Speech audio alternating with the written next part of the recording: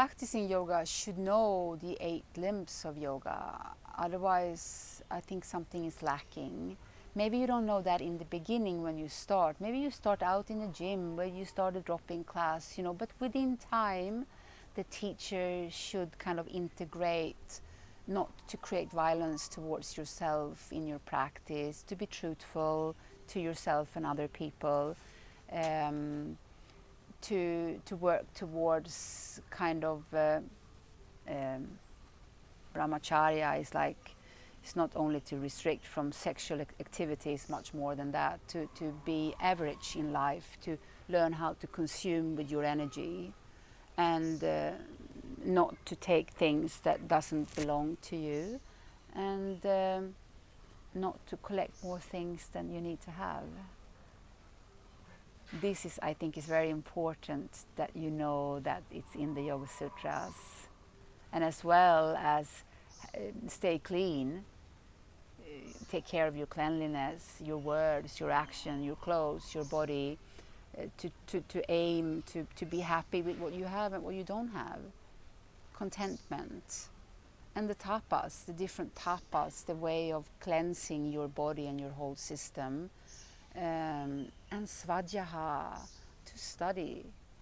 It means to study old scriptures of yoga, not what's written in the media every week, the old texts, and Ishvara Pranidhana, to create a humbleness for the power, the great power that is bigger than we are and that we are all part of.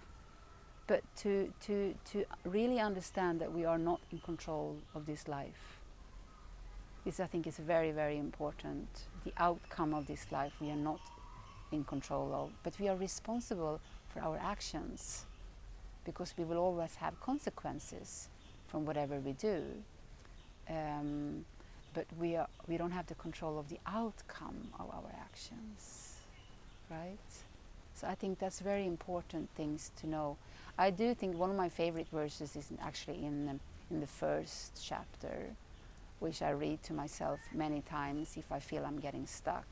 The second chapter is important to know, that is the Pranayama aspect, which is described there, and the Pratyahara is also how to get through the obstacles that the senses can give, this desire that the senses can give us, so we don't react on the desires and the senses' immediate need of satisfaction. That's a very important part of the second chapter.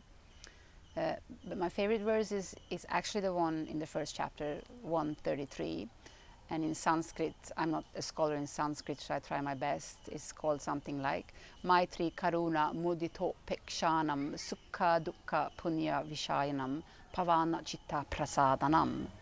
And there are different interpretations of every sutra. I do like this one in this version. In daily life, we see people around who are happier than we are, and people who are less happy. Some may be doing praiseworthy things and others causing problems. Whatever may be our usual attitude towards such people and their actions, if we can be